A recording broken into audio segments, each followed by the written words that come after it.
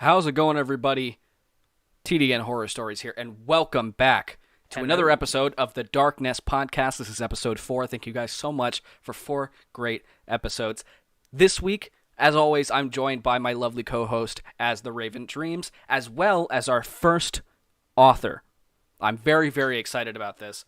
He has worked with, we were just talking about this before the podcast, he has worked with countless people in the horror community. Gothic Rose, Blue Spooky, Creeps McPasta, so many others. Mr. Creeps, Dark Somnium.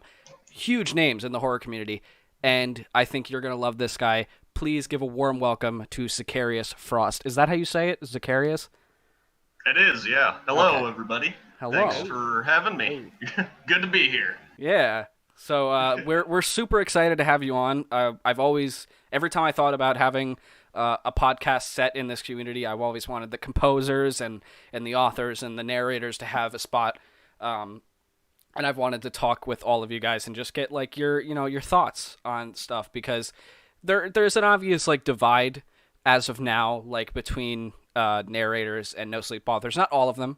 Especially not you. You're a really good dude, so I'm really happy that you let me use a couple of your stories for my most recent videos. They're some of my favorite videos I've ever made because narrating was just so fun.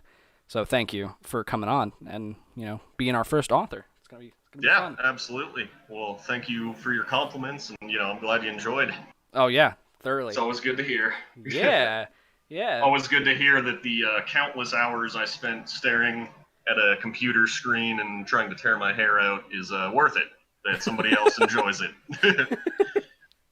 So that is always appreciated. That is one thing that I do want to ask is what your writing process is like because you have some very convoluted topics for your stories, like there with the whole cave diving thing, there being in a whole like.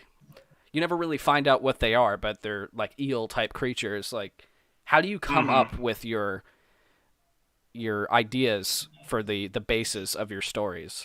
Like, what's your writing process like? So, I wish I could give you like a straightforward answer, like a formula kind of thing that I follow.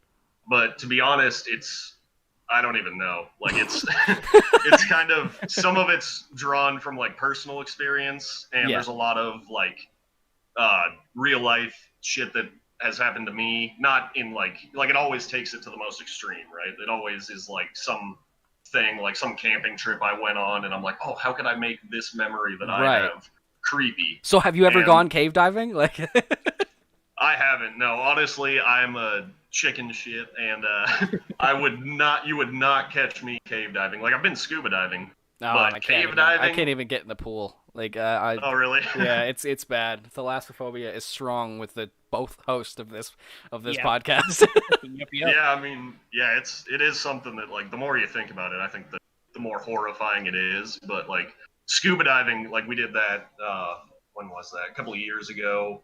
We took like a family trip out to Mexico, and yeah, we got to go scuba diving out there, and that was honestly such an awesome experience. Like just being able to be down on the ocean and like, because we were only 100 yards off the shore or something, so we didn't go out super far.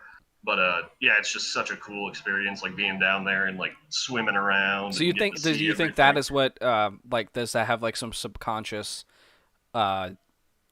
help to make a story like that? Like it kind of gives you like a little basis of how to base the story and like the ideas of it, or is that cave diving story just like you had a fucking nightmare about finding something in a deep cave and you were like spooky? Yeah, I mean, yeah, I think there's definitely a little subconscious element to it, and they always say write what you know, right? Things that you have experience with, things that you know well. And it's not like I'm some expert scuba diver or anything like that, but it's just trying to. And a lot of that, honestly, when I wrote that story, I was watching a lot of like documentaries on cave diving, and I'm like, wow, that looks absolutely terrifying. I'm never doing that. So let's put a Cthulhu Lovecraftian type deal in a cave. Yeah, let's make it even more terrifying. Why not? The funny part is the way I found your story, that story specifically, was that I typed in I had never narrated a story that had to do with water, and Oh yeah. open water terrifies me. But my favorite author of all time is Lovecraft, so Uh-huh. I've always wanted to find a story that was Lovecraftian and had to deal with like big ocean monsters, but wasn't Lovecraft. Hmm. So I typed in Lovecraft No Sleeps, and yours was the first that popped up. And what Really? yours was actually advertised on a bunch of other subreddits. Um, like I looked through a bunch of subreddits, and yours just kept popping up. So I decided to read through it, and I never really read through a story before I actually narrate it because I like to like read the beginning, read the end, and if the end and the beginning are good, it's usually the middle is filled with something that's usually uh, not subpar, but as equally good as the beginning and the end. Right. Because that's how Right. I usually write my stories. Is that if I can write a good end and a good beginning, usually the middle is how I justify that I can write a story at all. So that's how I I usually gotcha. pick my stories. And I don't know, within the first 30 seconds of starting like to read the beginning, I just couldn't stop reading it. And then by the end of it, I was like, this is fucking awesome. I have to narrate this. And honestly, like I Well, looked up thanks. your Reddit page and like how prolific you are in the no sleep community. I'm like, there's no way he's gonna ask for like $100 for this exclusive like reading or something. And no, you were like super chill about it, and I really appreciate that interaction because it's definitely a breath of fresh air from Yeah. what I'm used to. It's just like just fucking use it. Like okay, thanks. Yeah. Or Well, it's I'm glad. $150 per word. All right. Right. It's a little steep, don't you think?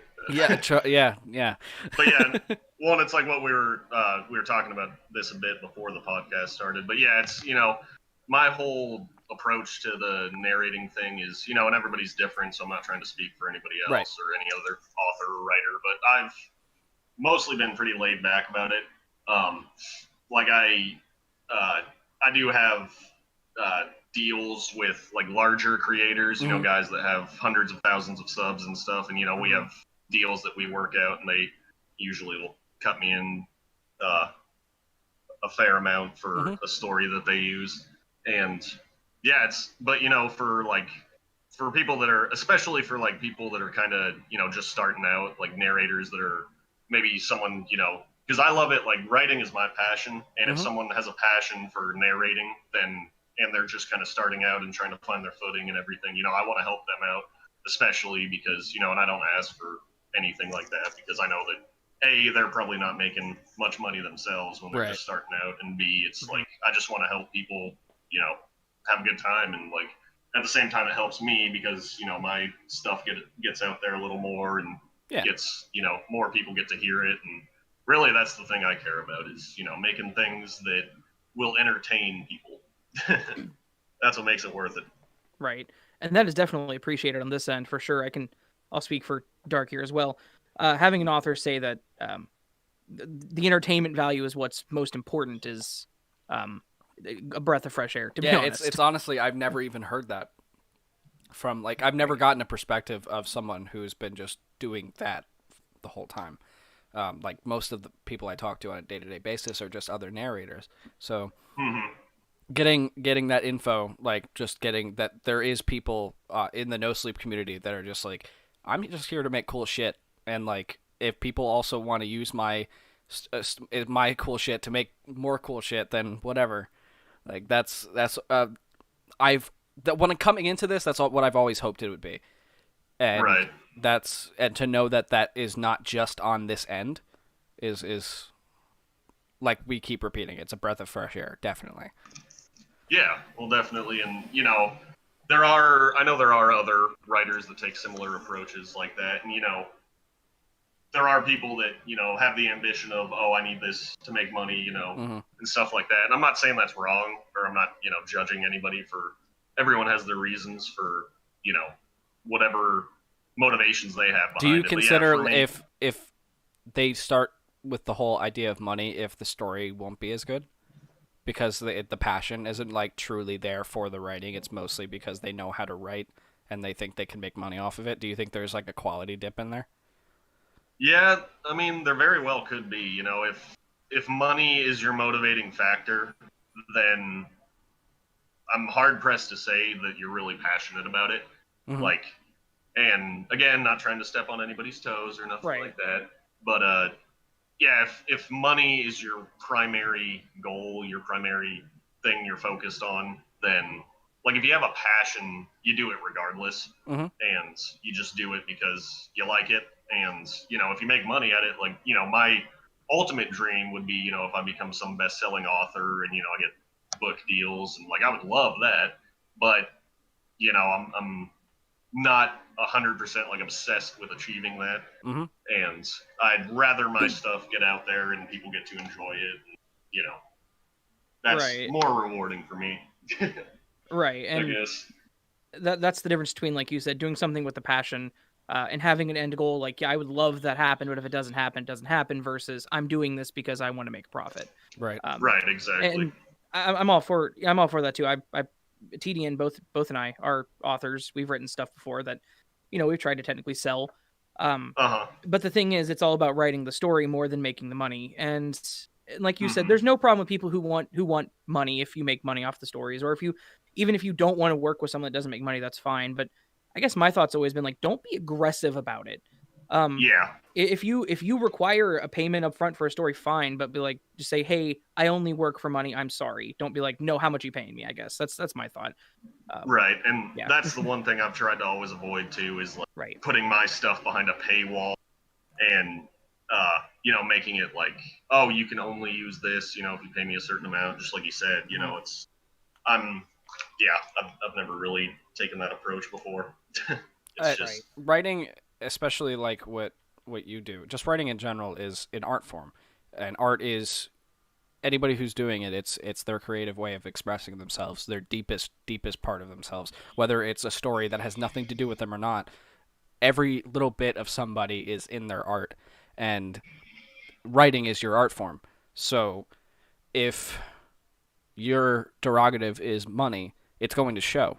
It's going to show in the quality of your writing that you're kind of just like slapping it together, and you're kind of just you're using your skills as skills and not your passion.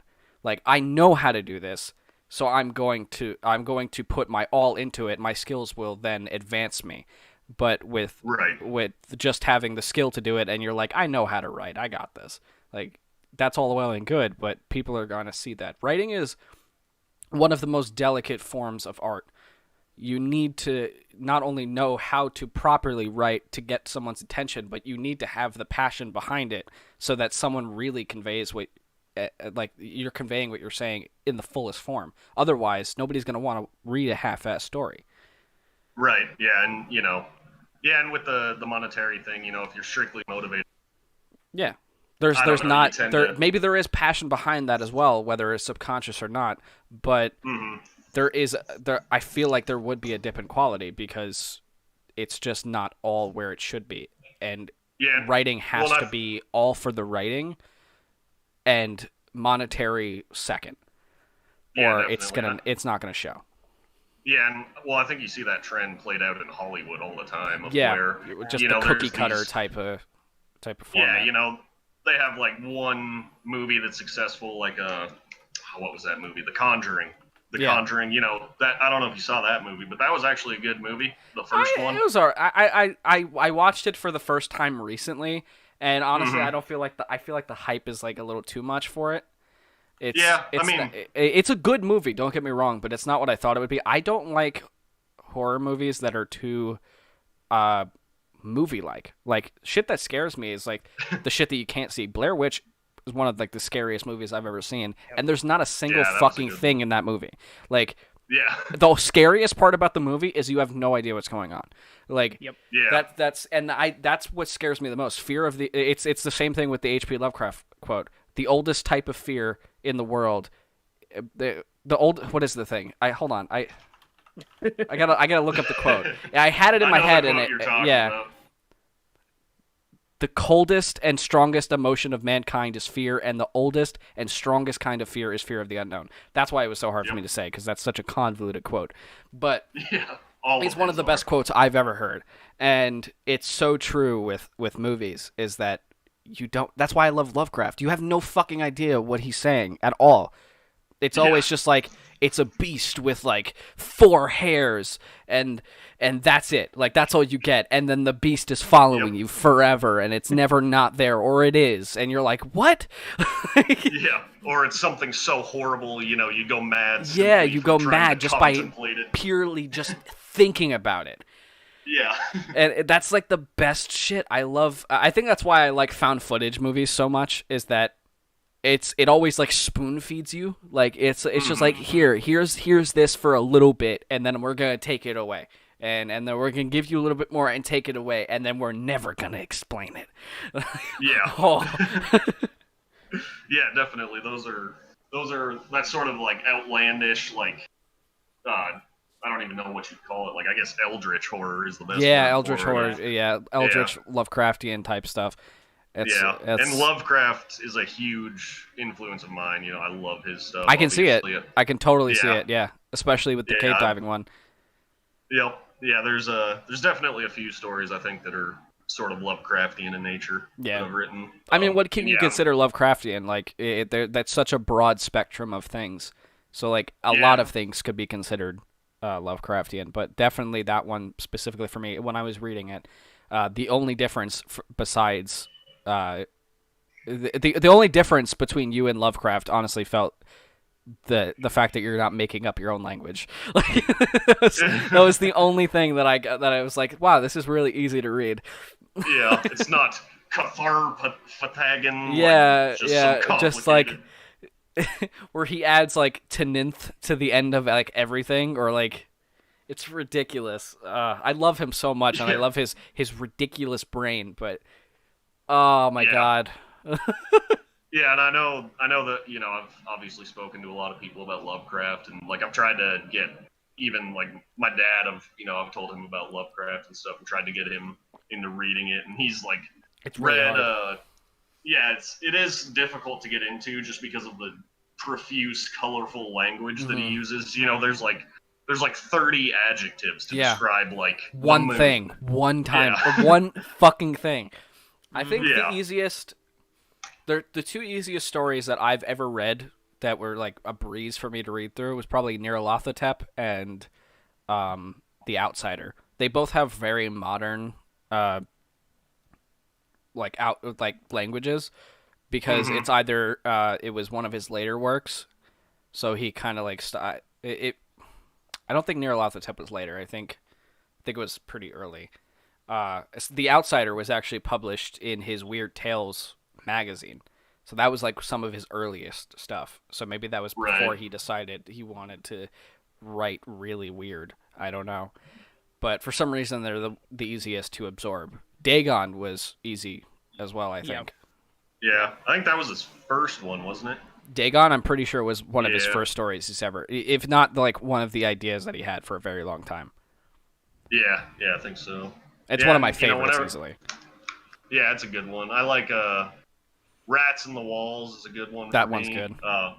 At the Mountains of Madness, I love. And, you know, whenever someone asks me about Lovecraft, I usually point to either At the Mountains of Madness or just Call of Cthulhu, because, you know, Cthulhu is the one that everybody knows. That's the best part about H.P. Lovecraft, is that 9 times out of 10, I guess people who just haven't read Lovecraft for themselves don't know that 90% of what you see in pop culture for Lovecraft, like Cthulhu and everything, is purely speculation. Cthulhu has never fully been described. There's not even actual pictures by Lovecraft of what he thinks that Cthulhu looks like. It's all what somebody after him thought he looked like, and that's what became the staple. Someone random, separate from Lovecraft, who didn't even know him, years later drew what they thought Cthulhu looked like, and that's what now we all think he looks like. Yep, that's what stuck. And I mean, hell, Lovecraft didn't even give the pronunciation for the Cthulhu, you know? No, people think it's Cthulhu or Cthulhu or Cthulhu, and they made all sort of weird clicks with the tongue that I can't do, and there's a lot of them. Yeah.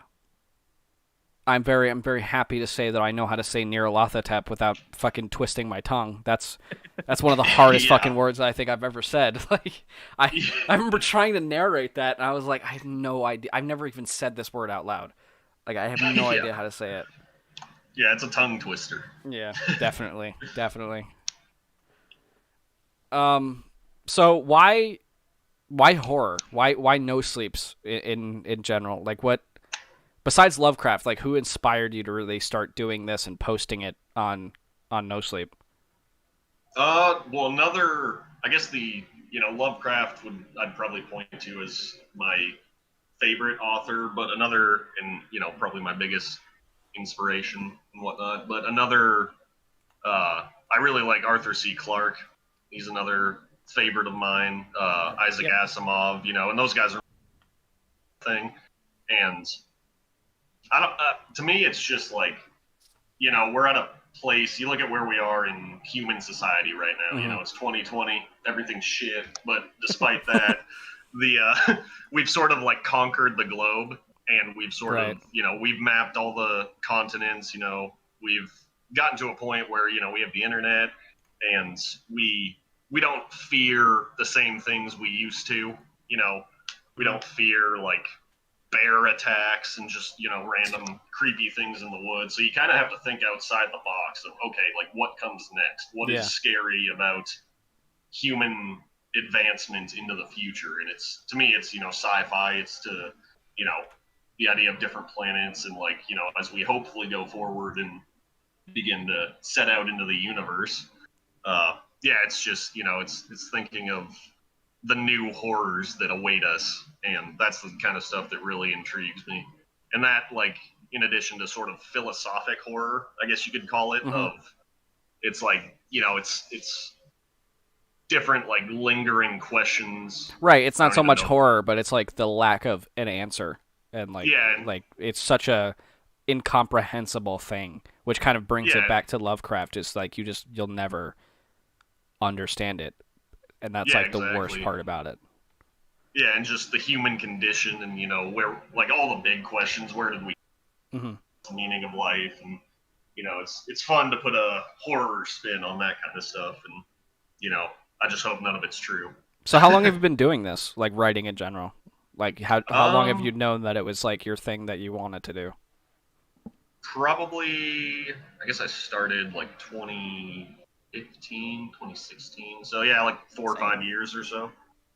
Yeah, okay. It really, because I've always been a fan of like creepypasta in general. I've always same. Well, obviously, all of us have, but yeah, and like ever since the trend kind of became more popular, and different narrators started getting bigger on YouTube and stuff like that. Like I started tuning in and listening, and at some point I was just like, maybe I should try writing one of these. And you're really fucking good at it. Thingies. You're really, really good at it. How long does it take you to like fully proofread and like get a story ready to be posted? Oh, it all depends on like the length. Yeah, it varies quite extremely. Some stories I'll write in like a day or two and be like, yep, that's good. Let's throw it up there. And then other stories I'll agonize over for months, like trying to. So you'll like sit on it for like forever. Yeah, oh yeah. Like even right now, I have quite a few stories that I haven't put out yet because I'm like not sure if they're good enough, not sure if they're like ready for the light of day, or if I want to like change it in some way. Like you mentioned When Science Found God. That one in particular was like one that took me like months. I feel like it because it was one of the most in-depth no sleeps I think I've ever read. Like there was so much, there was a sense of Lovecraft in there. Because I think in the beginning, you focused a lot on explaining like the Higgs boson and particles and stuff like that. Like, did you like copy and paste any of that, or is that like all you did research on all that stuff? Yeah, I researched quite a bit. That and like the particles. Because I don't know, Raven, if you listened to my video or read his story on that, but I was actually reading the stories. Yeah, it was for the cast. That bit is very like what we were talking about, how he takes like a year to explain one thing, but you never get mad at it. You're always like, that's just how he does it. That's like, now I know exactly in my head how it looks. That's why there's with Lovecraft, why there is such detailed images of things that he never explained, is because he constantly is like painting a picture in your head. And Right, exactly. that's it lingers in that story specifically, is that like this is the Higgs boson, this is how we got here, and this is what scientists think about it. And it's that whole like 3 or 4 paragraph thing, like while it is long and some people might turn away from it because there's a lot of like big words and there's a lot of things like, where is the story here? Like, well, if you listen to if you read the rest of the story, you'll understand why he's explaining all of this, because now it matters, and now you have a template to base the story on. And towards the end, like, there is no questions. You can just tell a story. Yeah, definitely. And that was one of the things I was kind of torn on, of like, you know, the language and all these scientific terminologies, and, you know, because I'm not a scientist, like, I'm not. It definitely got me a couple of times. I'm not a physicist. Yeah, definitely got me a couple of times. Yeah, and there were like things I didn't explain well, and, you know, people have pointed out like inaccuracies and stuff, and it's like, but I'm not a physicist, so you know, I can't explain it as well as a physicist can. And yeah, that was one of the things I definitely like. I tend to be a long writer. I tend to, you know, like, the average story length for me is probably at least 4,000 words. Like, I tend to, and that's one of the things I always like agonize over. Like, oh, is this too long? Like, do I just, you know, ramble too much? Like, it's hard to know, you know, it's hard to know how much to explain on one thing. Right. And when you're just kind of, you know, boring the audience, and, you know, it starts feeling like school for them. Because, like, you want to avoid that, obviously. You know, you don't want it to be a chore to read, but you want it to also, it's that fine line you want to walk of interesting them and not boring them, I guess. Right. Well, and a lot of people don't really think about the fact that, to some extent, burying the lead is absolutely a fantastic method of building suspense in writing. The overstatement of, as you said, like, the scientific terms, it works really well for suspense. And unfortunately, as Dark said, it could turn some people off of it, but it works perfectly, in my opinion. Yeah, no, I read that story, and like I said, there were points where I was like, well, why? Why is there so many big words? Why is this such a convoluted? Like, I just want to read the story. And after I got past all of that, and then I got to the end of the story, I'm like, there really was something here that he was trying to explain the whole time. I was just like, I was too quick to be like, well, just fucking, like, can you please? Like, but I was too quick to do that, and I didn't really think and, like, sit there and slow down and really try to absorb, like, the information that I was being given. And then towards the end of the story, I'm just like, wow, this was actually really, really well written. Even now, I look back at that part of the story, and now I wouldn't think twice. Like, that's exactly how it should be, and I wouldn't do it any other way. Yeah, and it's, like I said, you know, it's kind of that fine line you want to walk. Right. And, like, to me, my favorite stories tend to be the ones that sort of get the reader to maybe picture existence in an entirely different way, or picture some event that happened in an entirely different way. And those are also the most complicated ones to write, you know, because there's just so many fine details you want to be accurate about, and you just, you know, it's difficult to do. But, like, a famous example I can think of this is Isaac Asimov. I don't know if you ever read his story called The Last Question. Not personally, no. Okay, well, you ought to check that one out, because it's got that Lovecraftian vibe, and Asimov is he's a sci-fi writer more than horror, but yeah, it has so in that story, it, you know, it perfectly sort of encapsulates this idea of, like, by the beginning of it, you're not really sure what's going on, but then by the end of it, it's like you're questioning everything you thought you knew. Yeah. Like, it's just like, I just love that kind of stuff where it's like, I don't know, just completely, like, flips your perspective on its head. Yeah, and forces you to think about things in a way. Funny enough, last night, it kind of goes with that entirely. Last night, me and my grandmother watched this movie called The Signal for the first time. And at first, like, the first, like, 30 minutes of the movie, you're like, what the fuck is going on? They're not explaining anything. Like, I'm so Right. fucking confused. And even then, like, they start showing you cool shit to, like, reel you in. Like, and I'm not going to say anything about the movie because the entire movie itself is a fucking spoiler at this point. But, like, towards the end, like, at the last, like, 30 seconds of the movie, it reveals to you, like, this thing you never, ever thought you would have thought of. You never would have thought of it. And then it then tops it with a question that, like, wait a minute. Were they never on Earth this whole time? Is Earth just built on top of an alien spaceship? Like, what the fuck? Like, and now, but at the end, my grandmother was so confused. She had no fucking idea what was going on. But for me, I was like, this was amazing. Like, I love this so much. Like, I love cool space shit. It's so fun. But yeah, it's basically the same thing. Like, in the beginning, I had no idea what was going on. But what it really was, it was they were like, they were dripping little story bits in there every so often until, like, the very end, where they were like, boom, this is everything in one string together package. Here you go. Yeah. Like, wasn't ready. Oh yeah, I love that shit. I love it, when it just completely flips the narrative on its head. Because that's definitely, writing twists is similar in this way too, where it's like, that's one of the most difficult things to pull off, is writing a good twist, something that, like, by the end of it, it's just bam, like, it smacks you right in the face, and then you rewatch it or reread it, and you're like, oh shit, like, yeah, I should have realized this all the way through. Yeah, I want to go back and watch it again and see if, like, any of the stuff from the beginning actually now, like, pieces together, like I missed something. Because when I was doing it, I was blowing it off. I was like, this is just, they don't know how to start the movie to a very convoluted thing. So I guess I'm just going to sit here and assume that this is nothing. So it probably was never nothing, and it was probably, like, super well made, and I just didn't realize it because of how it was done.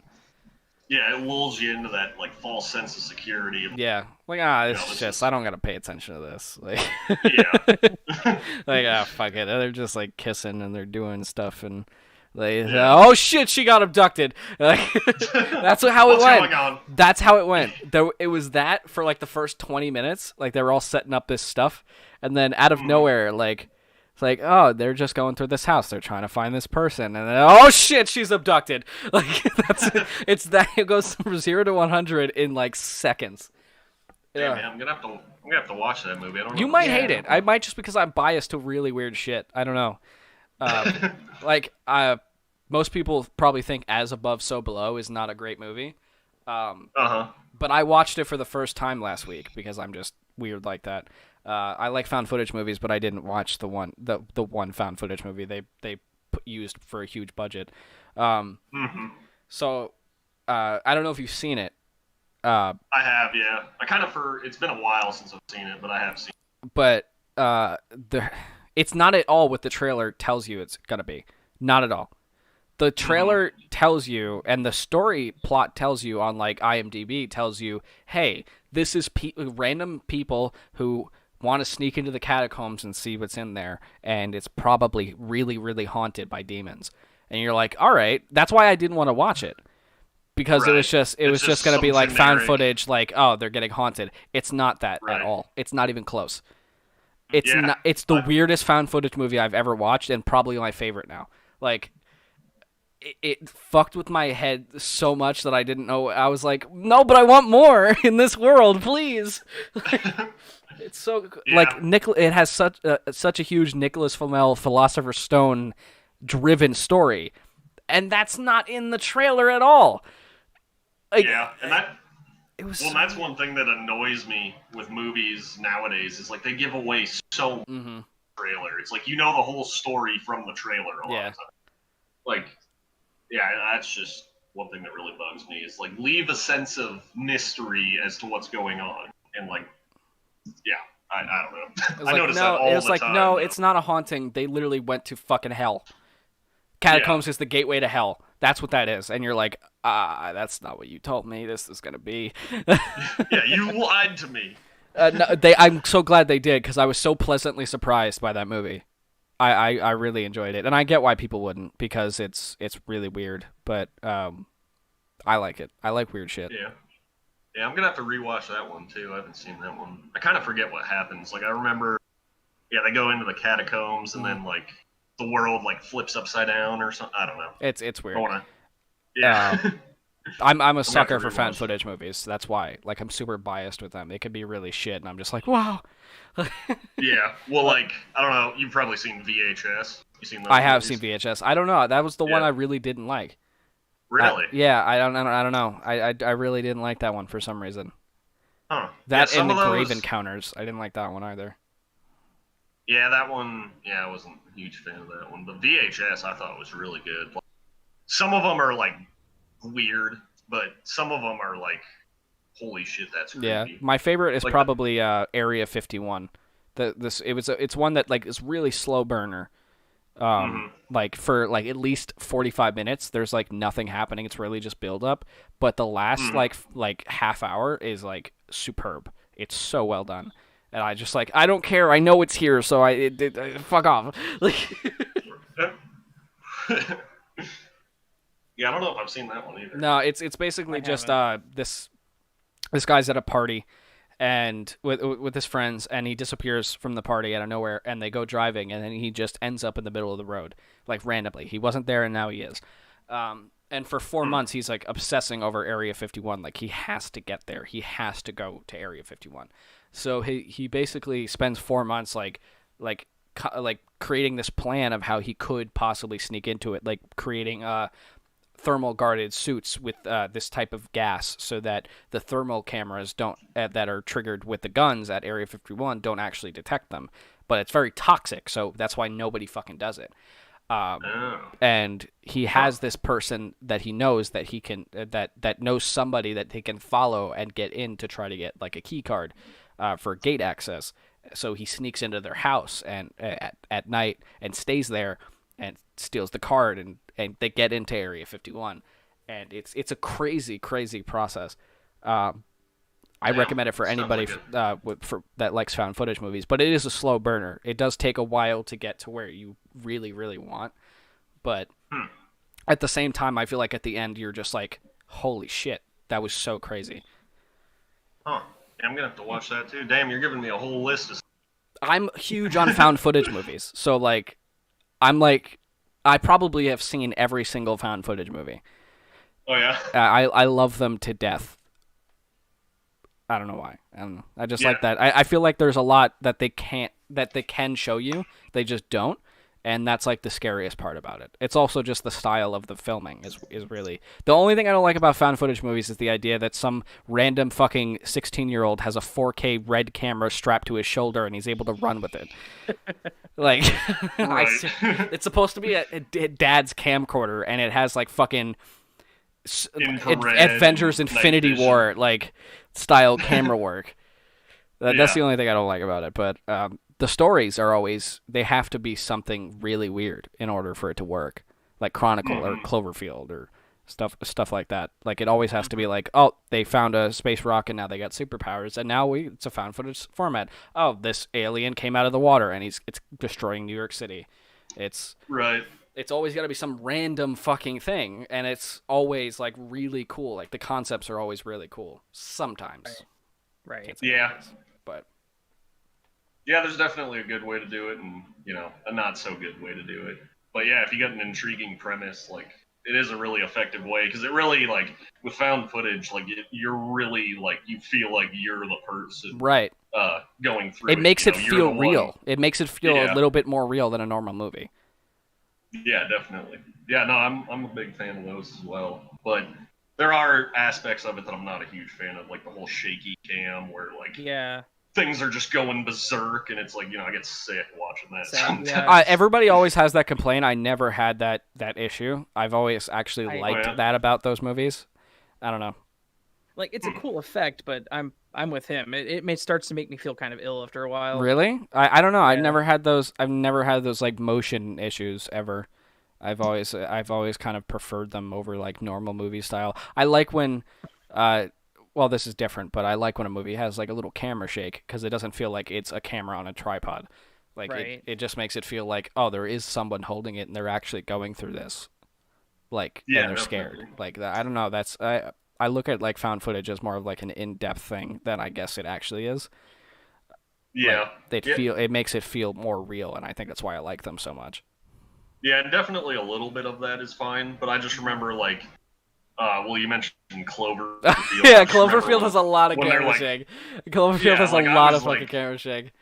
Yeah, and like the part where they're like in the tunnel or in the subway, and those things Yes. like come after them, and then they're just running. Well, for, it's like, because it's 5 T.J. minutes Miller. straight. T.J. Miller is he's probably not good at holding a camera. Yeah. Oh yeah, I forgot he was in that movie. That's also a funny part is that sometimes found footage, like if in order to make a good found footage movie, do not use like actors that everybody knows. Well, at the time with T.J. Miller, not many people knew him, so that was fine. But for anybody watching like Cloverfield for the first time, it's going to be a little weird because everybody knows who T.J. Miller is. So Right. you see him in that movie and you're like, oh, now I know it's not real. Like it Yeah. takes you out of it because you know who they are. You know they didn't go through that. Right. And that's Yeah, why I it's think kind of a- Chronicle had a huge issue because Michael B. Jordan was already somebody that everybody knew. So Right. him being in it as a main character kind of fucked the movie a little bit for me. Yeah, you gotta take the unknown actors for that Yeah. kind of stuff for sure. Yeah. And if You they know, become if well you known plop- after, that's fine. But as someone who's watching it when it comes out, it's a little like it takes you out of the whole reason to even have a found footage movie. It's supposed to make you feel like this actually happened. Right, you can't just plop Brad Pitt down into it. Yeah, you know, that's expect exactly. people to buy it. Yeah, exactly. 100% agree. Have you guys seen Underwater? I haven't. Oh my god. Is that? You like Lovecraft? Fucking watch yeah. Underwater. Same with you, Yeah. Raven. Watch That's the one- Underwater.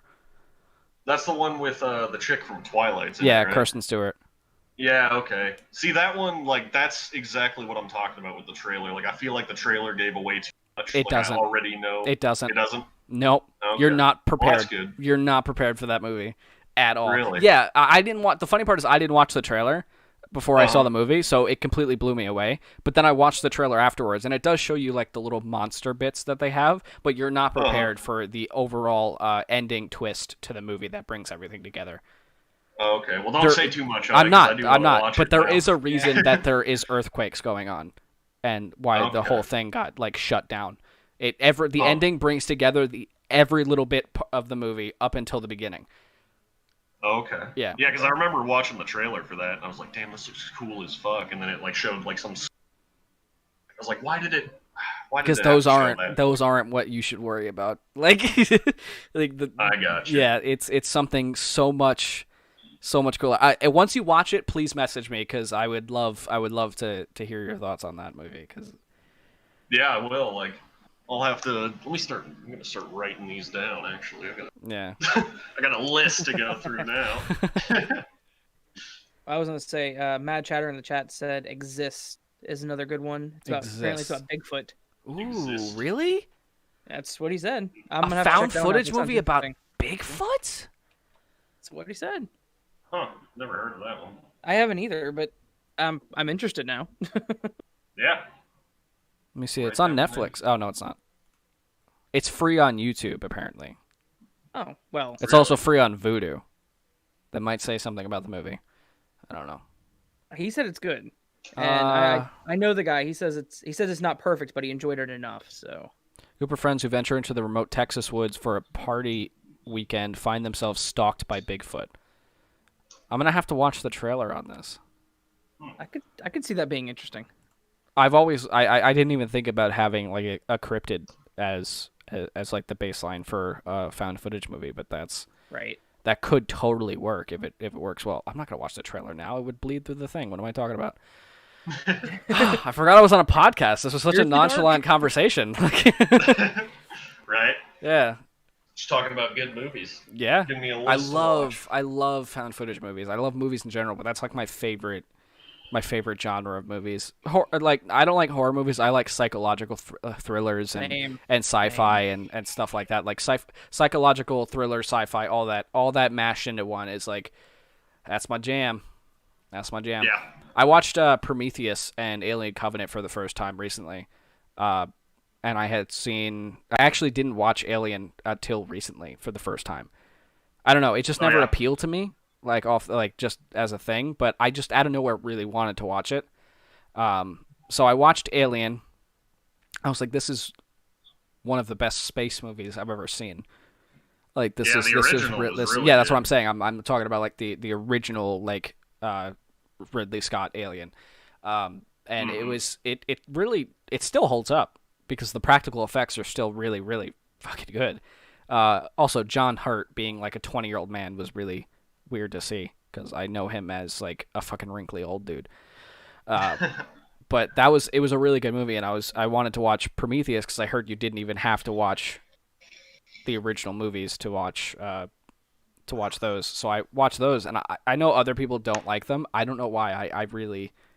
I like the idea of an alien race just making us because they can, and then they say, fuck you, I don't like you anymore. Like, yeah, Prometheus, I was kind of torn on that movie. Like, I know a lot of people were, and I can understand why. I'm very easily pleased by things, except Annihilation. I did not like that movie. Really? I thought Annihilation was cool. I hated that fucking movie.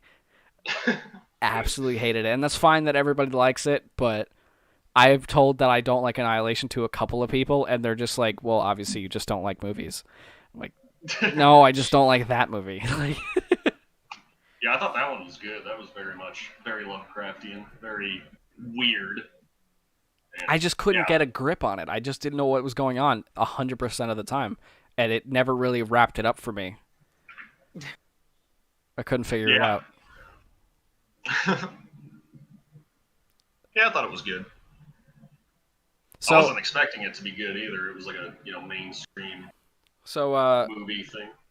As a whole, what do you think of the horror community? Like narrators in general, like what's your thought on the whole the blackout is really what I want to know. It's like what was your whole process on like the narrators versus the no sleeps and.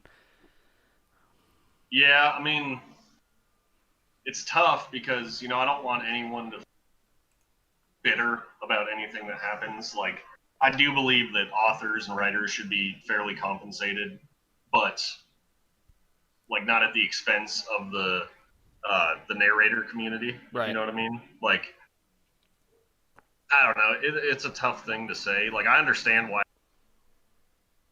some writers were upset with how it was going and stuff like that. But I don't know. It's like, that's the biggest thing is like, I don't want to damage the community as a whole. Cause like for me, I've had nothing but positive interactions with narrators, with fellow writers. Like, it's all been great. Right. And I really, I was worried that it would damage the relationship between the two. And yeah, I mean, like, I think it's more effective, like, and I think I kind of stopped following partway along the way, to be honest with you, because I was just like, I have no real control over this. I'm just going to keep doing my thing. But I think the best way to really go about it is just have individual communications between narrators and the authors themselves, and just come to an agreement between yourselves. Like, that's, I think, the best way to do it. And that's what I was kind of saying before. With bigger narrators, usually they'll cut me in on some of the and they'll fairly compensate me for the stories they use, whereas like smaller channels that are maybe just starting out or stuff like that, I don't expect any compensation from that, because like I was saying earlier, I can't remember if this was before the podcast or not, but with people, if they have a passion, I want to help them grow that. I want them to, because that's how I feel. I'm passionate about writing, and if someone's passionate about narrating, I want them to continue to develop that passion and help them any way I can. All right. Like, I didn't want to ask you that to be like, well, I think these guys are fucking assholes. Like, I really wanted to know what, like, somebody on the other end of things, because I've been talking to narrators all the time about what they thought about it and what my thoughts were on it. And I just never really got somebody who was in the community at the time what their perspective was on the whole blackout thing. Yeah, and I know there are a few writers that are out there that kind of, I don't know. Like I said, I don't want to step on anyone's toes or tell anyone how to deal with their own work, but I know they're, I think, pretty notoriously now there's a few writers out there that are, more stringent when it comes to allowing use of their work. And I don't know, that's their deal. It's their writing, it's their work. They handle it how they want. Yeah, I don't know. That's all I really got for that. Like, can you guys hear me all right? By the Yeah, way? no, I can hear you just fine. Okay. There'll be occasions where your sentences will like kind of like cut off like at the last word, but I could still understand what you're saying. Okay. Yeah. Hopefully it's decently clear. I do have a fan running in the background. That I hear on occasion, but it's okay. Okay. Right on. We have to have good audio. It's different for you. Yeah, definitely. We're the host. It makes sense to have good audio, but for you, is you can talk through a fucking Microsoft Live Cam from 1995. I don't care. Yeah. From a cabin in the woods. Yeah, dude. Yeah. Awesome.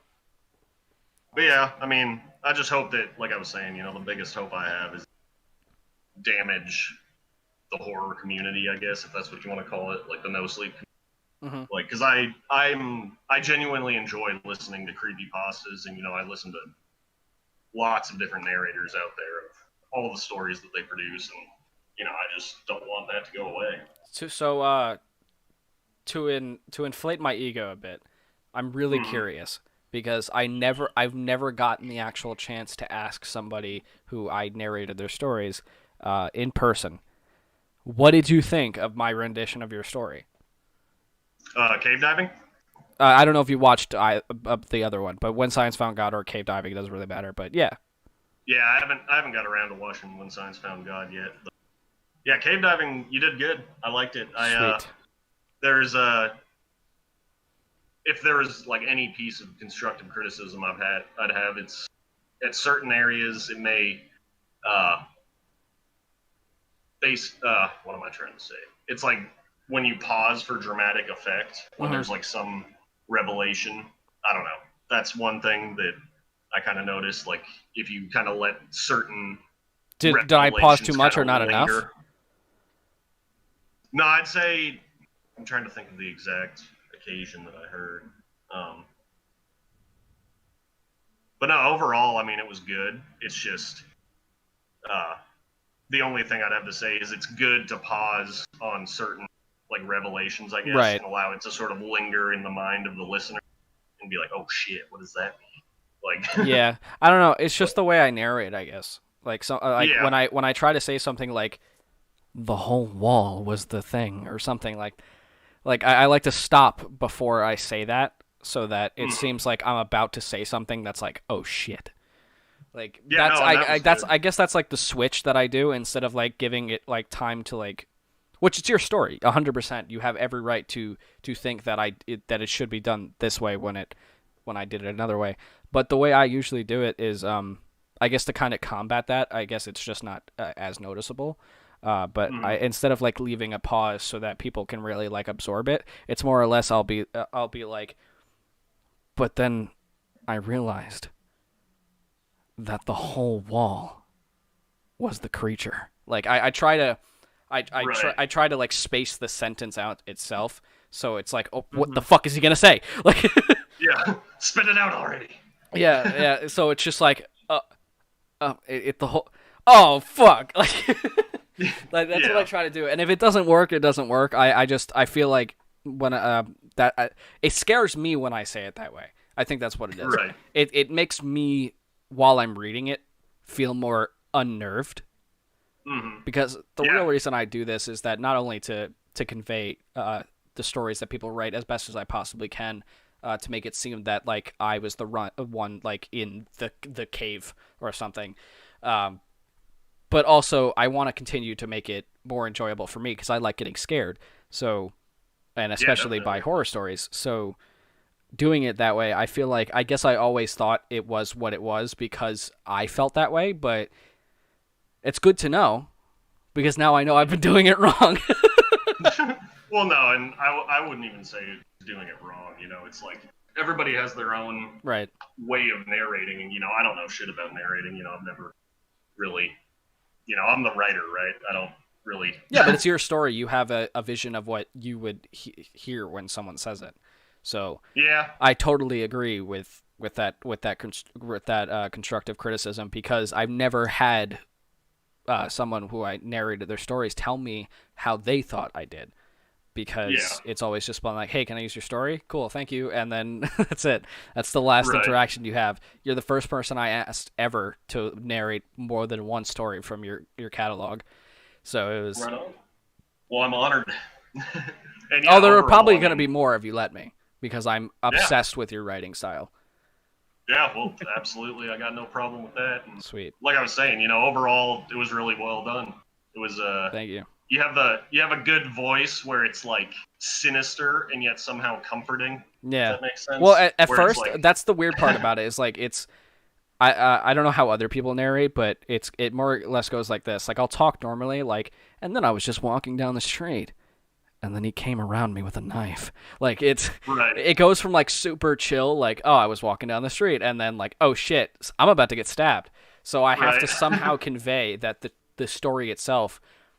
It changed completely in tone because the writing doesn't tell me that. I have to personally interpret it a certain way, and now I have to give the audience the same thing. I have to tell them how it's supposed to be conveyed because I'm the one reading it. So now I have to properly tell them how it's supposed to be. Right. So I guess that's where it falls short sometimes is because like how I interpret it is how I'm going to have to tell the audience that I interpret it. Right. And that's definitely an art form in and of itself is, using the little audio cues and vocal inflection, trying to, make the story your own kind of thing. Mm-hmm. Like that's really what I like hearing, when I hear people's narrators' renditions of my stories. It's like, it's fun to hear like different ways that people go about doing it. And, different styles obviously work for different people. Like you have, a guy like Mr. Creeps where he's got this deep, like brooding voice. Right, but it's like very monotone and like the only thing I love Mr. Creeps. He's like my favorite narrator. Sorry, Raven. It's okay. I expected that. You're not my favorite either. I do love you. I do, Raven. I do personally think that you're one of the best right now. So, well, thank you. I'll keep you. You're definitely in my top 3, but Mr. Creeps is probably in my top right now. I just love the stories he picks and the way he does them. But at first, listening to him, it's sometimes really hard, because the way he ends his sentences, it's not how you're supposed to end a sentence. You're supposed to end the sentence when you're speaking at a lower tone, so you know it's the end. But it's never changing. It's always the same tone. All the time. It's never anything else. And he'll also extend a word. What are you doing? And it fucks with you for a little bit, but at the same time you're like, he's doing a pretty good job. Yeah, definitely. And yeah. He's doing something right. He's pretty big, so. Oh yeah, it's worked out well for him. Yeah. I guess the same thing applies to Nexpo. Because the way he talks is a little weird at first, but then you start to appreciate like how much work he's putting into it. I don't know if you know who that is because I know you listen to like creepypastas and stuff, but Nexpo he's a deep diver. Goes into like really weird internet mysteries and stuff. But at first, like you're like, I don't like the way he's talking to me. I don't like the way he's saying stuff, and then you start to like really get enveloped in how much work he's putting into the deep dive, and you're like, I love it. I love it so much. It brings together so well. Yeah, I think I've seen a few of his videos. They get better. If you listen to like his earlier stuff, it gets so much better. So much better. It does. Like his most recent stuff is the quality is. He can't be doing it by himself. There's no way. It's so like it needs its own TV channel. Sometimes it feels like. I could Nice. see that. Yeah, definitely Nexpo TV. Right. That would be so good. I would love that. Yes. Yeah, they need like a dedicated TV channel for like all the internet creepypastas and deep divers, narrators. Like that'd be cool. If there's just a channel dedicated to like, I don't know, different like variations on like you could have like short films. That'd be cool. Not that I watch TV, so I'm gonna put you on the spot. I'm gonna put you on the spot Uh-oh. right now. all right. Off the I'm top ready. of your head, if you can't pick just one, Mhm. you said you like narrators. You like listening to creepypastas. Who is your favorite narrator to listen to? That is a tough question. If you can't think of just one, you can pick like three, like your top three. I got you. I had to pick a favorite. I guess if I had to choose just one, I'd probably pick the one that was the OG, started it all for me, that really got me into creepypastas, which was Mr. Creepypasta himself. Mm-hmm. Like he's sort of the OG of like all of Oh this, yeah, right? 100%. I wouldn't know what creepypastas were without him. Yeah, I mean it's right in the name after Yeah, all. 100%. But yeah, I think, because I started listening to his stuff like years ago, and I was like, what is this world that's existed that I didn't even know about? Yeah, and I thought they were, I of course thought it was like real stories. And I was like, oh shit. Like I remember hearing, I think Gateway of the Mind. oh my when he god, did that. Gateway of the Mind. I've read that so Yeah. many times. Wow, I you know, just and I brought was me like- back. Yeah, right. We're going back to the Wow. first days. But Yeah. I heard that and I was like, what the fuck? Because it's is written this? in a way that it's like you can't. There's not too much weird shit about it.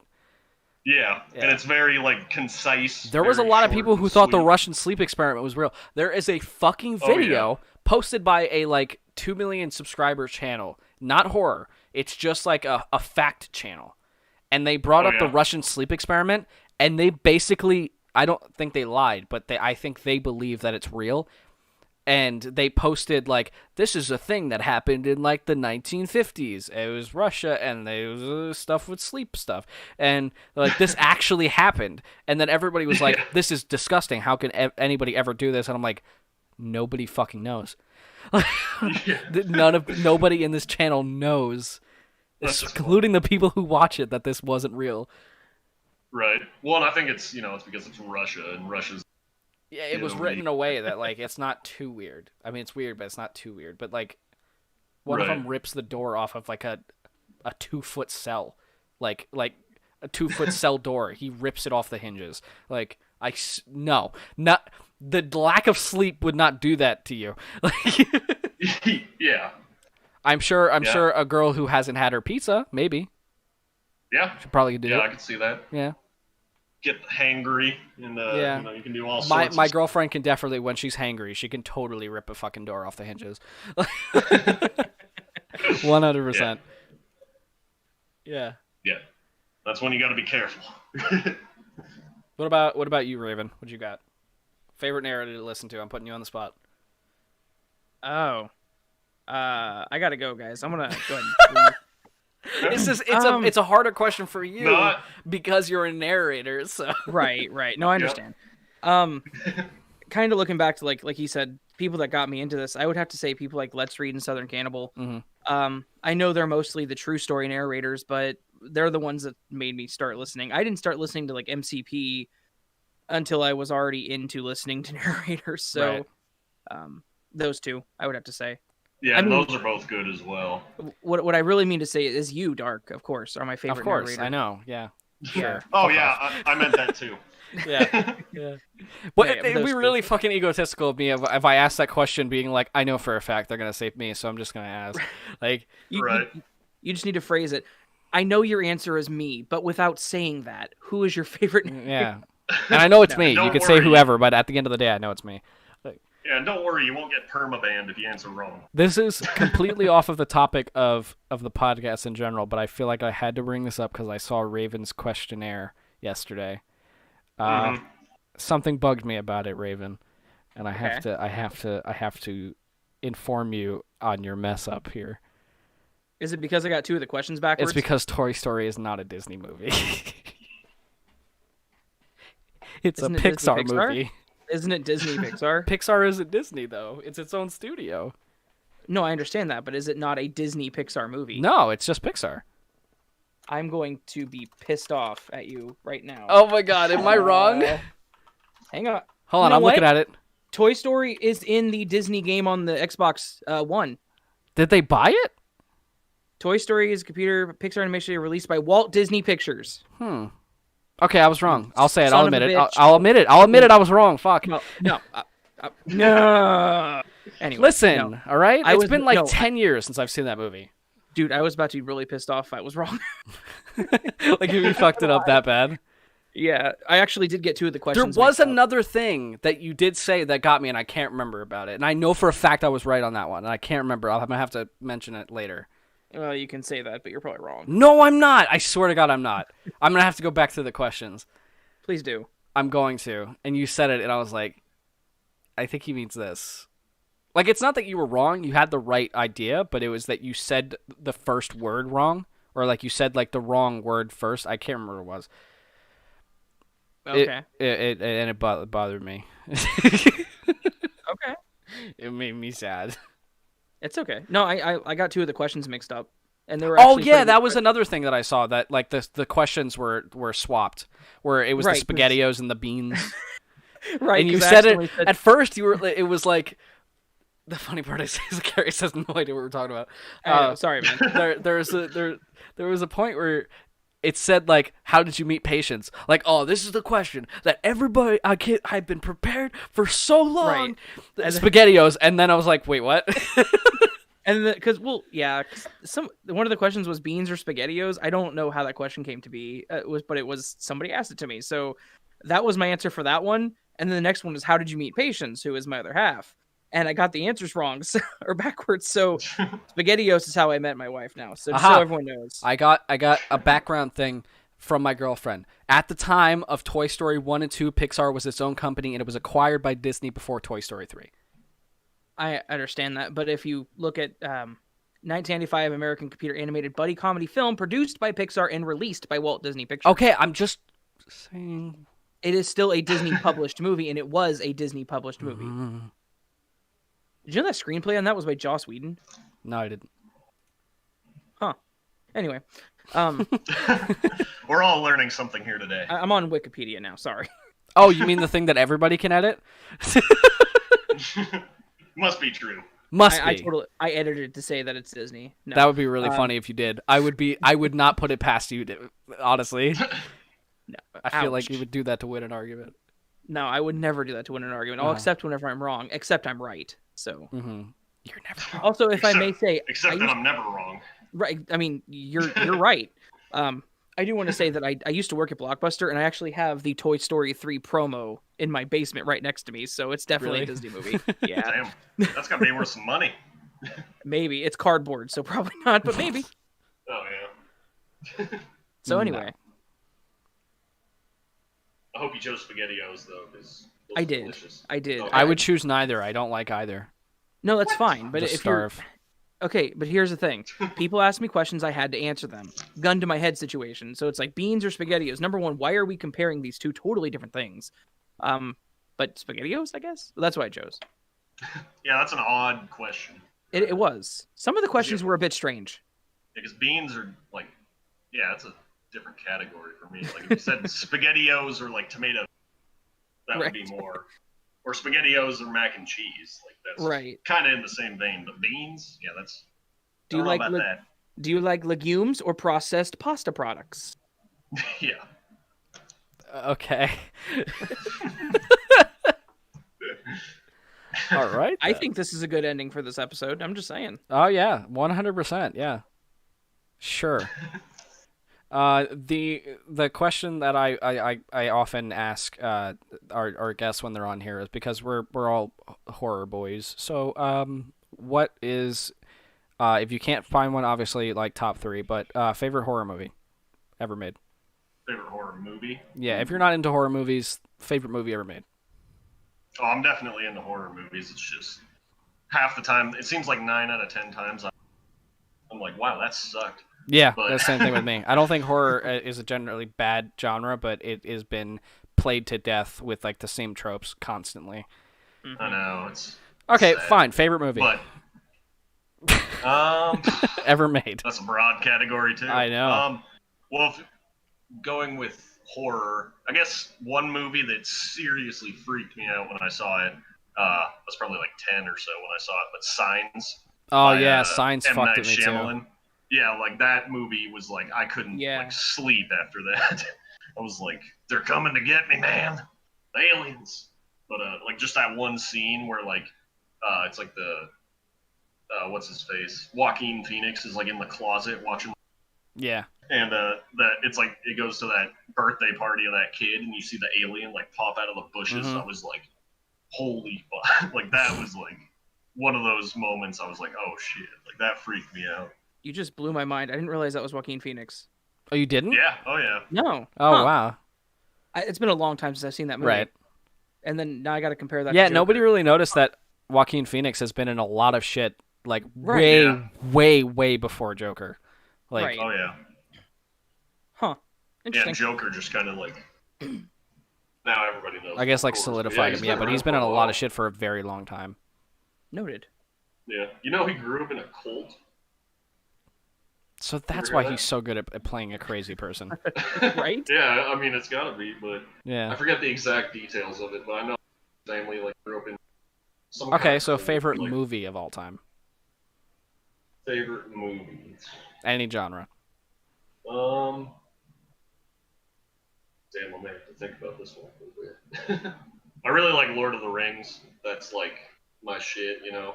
Yeah. Like that was Yeah. the whole trilogy. Like The Hobbit, I wasn't a huge fan of those movies, but the original trilogy, like I rewatched those movies so many times. So that's definitely up there. I think the issue with The Hobbit is they shouldn't have done 3. Like 1 or 2 would have done just fine, but you know. Yeah, and it was more like it seemed like it was more like a kids movie, like just Yeah. the wacky antics they get into. Yeah. Scenes where like all this random shit just happens to work out perfectly for the heroes, and like nobody ever dies in those movies. It's like I don't know. It's not very realistic, I guess. Not that those movies are realistic to begin with, but No, yeah, but it was more like a kids movie. It seemed like the original trilogy felt more realistic than The Hobbit. I agree with that, definitely. yeah. And then what's another really good? The See, Matrix is movies- mine, if anybody The cares. Matrix. Yeah. The Matrix is Pop good. in there. Yeah, the first Matrix was good. I don't know about the second two. I enjoy every single one of them. I'm just one of those Oh, people. yeah. I love every single one, and I've seen them all back to back 1,000 times. Each time I started noticing more plot holes, so I should probably stop. But yeah, and Kingsman. Yeah. Kingsman is one of my favorite movies ever made.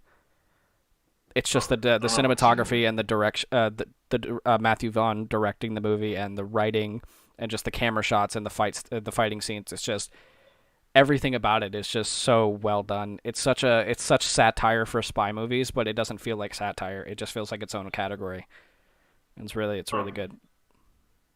Anime's right. He really likes the Matrix series. I have been trying to get her to watch them with me for forever. She's already seen them. She's very indifferent about the second and the third one as well. But she just won't watch it with me ever. And I'm really sad because I love those movies so much. Yeah. Or any of the Cornetto movies. Those that's another set. Yeah, I get more invested, I think, in shows. Like Favorite something- TV show. Go. Probably Game of Thrones. I love Game of Thrones, except for the last 2 seasons. I wasn't a huge fan of those. I got like 3 seasons but- into Game of Thrones, and I don't know. It wasn't for me, I guess. Oh yeah. Yeah. Yeah, and then Breaking Bad. I love Thank Breaking you. Bad too. That's a great one. Thank you. Fuck. Just saying. Yeah. Thank you. Yeah, that one. My favorite show is Actually- probably the most recent out of all of those. Is The Magicians. Nobody really knows about it, but it's so good.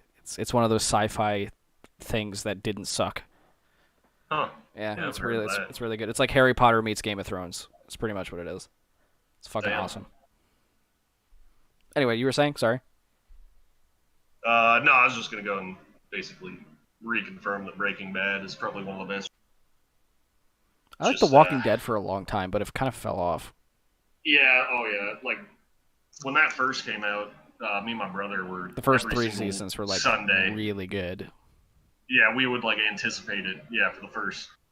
I think, like, season 4 or 5 was when I stopped watching, but yeah, it started getting really... It got stale. Like, they didn't, like, innovate on it, you know? Like, that's what kind of annoys me, is, like, it's always just zombies. Mm-hmm. There's some bad guy. And there's always some really big bad asshole. Yeah. Like, there's the governor, and then that other guy, I don't even know his name. There was a governor, there was Negan. Negan, that's it. Yeah, and now there's the Whisperers. Yeah, and I haven't even seen, like... The Whisperers are people who, instead of thinking that the zombies are the apocalypse, they think that that's actually what humans evolved into. So they start wearing the zombies' skins and basically acting like them to survive. Oh, really? Yeah. Huh. Damn, yeah, I haven't checked into that series in a long time. That part was good, but now it's they did a 7-year time jump after Rick supposedly, quote unquote, died. So now, like, everything's different. It's like that's an excuse. I didn't feel like writing, so time jump. That's a really major time jump. It's like too. 6 or 7 years. Yeah, Judith, wow. the baby, is like a baby, and then all of a sudden she's like 7 or 8 years old. Ouch. Yeah, and now she's like shooting pistols and shit. Damn, she's a badass all of a sudden. Yeah, she saves a group of 4 people from zombies with her dad's revolver. Damn, it's cute. It's adorable. You know what? One movie, this is kind of off topic, but one movie that like really did in the worst possible way, because it had a good idea and then it just completely fucking squandered it, was The Purge. And all those movies, like, I think I've only seen the first one. And like, yeah, they're honestly not worth watching. Like, it's a cool premise, really cool, and I really wish I'd have thought of it, honestly. But and yeah, they just squander it. Like, every movie of those, I think they have like 3 or 4 of them now. But every time I watch one of those, I'm like, yeah, I just end up being disappointed, being like, wow, there's an hour and a half of my life. I'll never get that. I felt that way with a couple of movies recently. One called The Endless, which was, the concept was great, but I did watch that. But movie. the execution was terrible. That's the one where they like go to that like cult that's in the desert. Yeah, they used to be at a cult and then they go back. The concept of it was good, but the acting was fucking terrible. Yeah, that was a weird movie too. Yeah. But I feel like if they had better actors, it would have been better. But the people who directed the movie were the 2 main dudes. Really? Yeah. So they can just suck at acting, and nobody would say anything. Right. Be like, yeah, that's good. Nobody's gonna argue with the boss, I guess. Yeah. Well. Yeah, that was an interesting one. Thank you guys. We're gonna wrap it up here. We're getting at like the little hour and 20-minute mark, which is usually our little sweet spot here. I would like to thank Zacharius for coming on. You have been a delight to talk to. You really are informative, and you have like a really good perception on your writing, and also you're a movie buff. So obviously, I'm going to just love talking to you. But thank you so much for coming on. It's been such a great experience having you on, and I hope to have you on for another one in the future. Yeah, absolutely. It was. Thank you so much for having me. I've never really done a podcast before. This is probably the most informal podcast you'll ever be on if you're on another one after this. Don't expect really it. Don't expect any other one to be just like, hey, so have you seen like the new Avengers? Like, right. it won't be. Yeah, I try to make it as laid back as possible. I'll throw questions in there because I really, really want to know them. But after that, like if I can't think of anything, I'm like, fuck it, we'll just keep talking about movies. Yeah, just interesting conversation. That's always exactly something for somebody to listen to. The background while they're like editing or writing their studies or whatever it is. But thank you guys so much for tuning in. I know this was a little bit different because like Zacharius is an author and it's not like, oh, let's have Mr. Creepypasta. But this was really informative for me, and I'm sure for Raven as well. You offered some fantastic perspective on modern world versus what's scary, becoming the unknown and what's next. I actually really liked that, and I've been thinking about it ever since he said it. Yeah, So- it was really, and I like, you are such a talented writer, and I cannot wait to continue to work with you if you let me. And I just love your writing style, and I love the topics you pick for your stories. So I really appreciate you coming on here, because that was a huge deciding factor of even asking you, was because I really liked your stories. So I was like, dude, I need to get this guy on. I need to know how his mind works with his writing style. So yeah, thank you. Yeah, absolutely. Well, thank you. I'm glad you enjoy it. You know, it's always good to hear that my stuff is enjoyed by somebody. Yeah, sure. And that I don't, spend hours in front of a computer for nothing. So yeah, that's always a good. Like when I first started getting traction. Finally, after 7 months of doing videos, it was like, oh, thank God I'm not doing this for no reason. Somebody's watching. Yeah, that's great. The thing. Is just it only took one comment, and I'm like, 2 videos a day. Yeah, you just got to be persistent with it. Yeah, definitely. Just keep putting out content. But yeah, thank you guys so much for tuning in. As always, next week we will have another episode on Sunday. I'm pretty sure it's about 4 p.m. EST, 3 p.m. CST. We'll have Lucid Lupus on. He is a fellow narrator, and I think you guys are going to love him if you don't know who he is already. And it's going to be fun to have him on. I know he's super, super pumped. He actually asked to be on here. He asked Raven to be on here. And I was like, yeah, we're going to do that. We'll fit him right in here. Let's fucking do it. Okay. And now we're stacked up the ass with guests up until like September 5th. Like, hell yeah. Not September, November. Why did I say September 5th? It's September 5th is already passed. November 5th.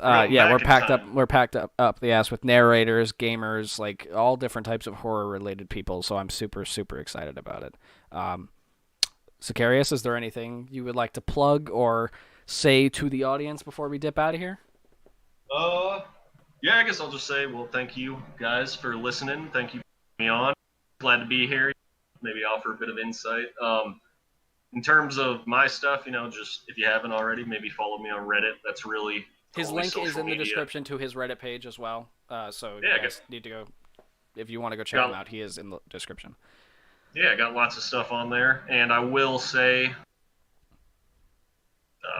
preview for what I'm working on. I'm working on a pretty big series right now, and I've been working on it for a couple months, and it's something I'm excited about. Don't want to give too much away at this point because I don't know when it's going to be done, but hopefully soon. But yeah, stay tuned for that. It's a long one, so for those of you guys that are really like the longer stories, like the longer, more convoluted kind of stuff, it's definitely right up that alley. So stay tuned, I guess. Nice. Raven, anything you would like to say before we head out of here? No, just thank you for coming, man. Do appreciate it. Like I said, you offered some fantastic insight, so thank you for that. And as an author, I'm going to use that to improve my stuff. Nice. Right on. Yeah. Well, I love you guys. Thank you guys so much for tuning in. As always, tomorrow is when this will be going up on all the platforms. We got Spotify, we got Google Podcasts, Apple Podcasts, and Anchor. There is a support page over there. You do not have to donate, but it is always appreciated because it just lets us know that you love us so much that you give us money. So thank you guys so much for tuning in. If you're listening on any of the other platforms, please tune into these live streams every Sunday. It's a different time, but if you follow me on Twitter at NarratorDark or at As the Raven Dreams, you'll know as soon as we go live. It's a really cool experience just to have you guys in here as a live chat. It feels more like we're just like sitting with you and talking with another person in the room. So thank you guys so much for tuning in, and we'll see you guys next week for another podcast.